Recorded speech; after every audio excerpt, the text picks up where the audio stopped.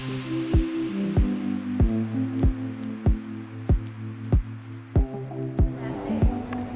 name is Jacob Benjamin. I go by Jake.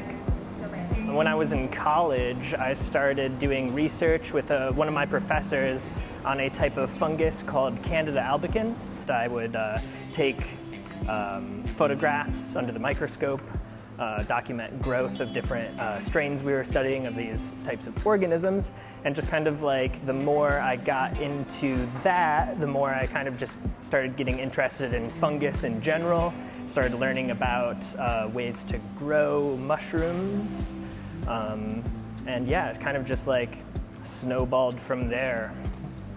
I definitely prefer the cultivation aspect of mushrooms more so because of my science background. Growing mushrooms requires a very sterile environment, so it's like since I was working a lot in the lab in college, I was really easily able to translate my skills into working in the lab. I really like the process of it too.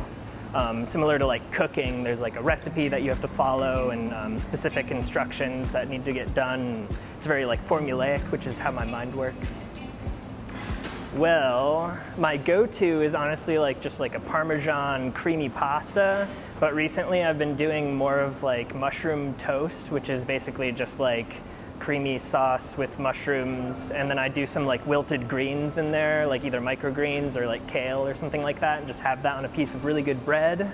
I also like to do mushroom stroganoff, which just like do with it's actually a vegan recipe that I use that involves like tahini and lemon juice instead of like a creamy mushroom stroganoff type of sauce. I think more people should try oyster mushrooms. They're like kind of like the most basic mushroom that we have, but they've got like really good flavor, and they're so much better than just like a regular portobello mushroom in terms of like flavor and texture.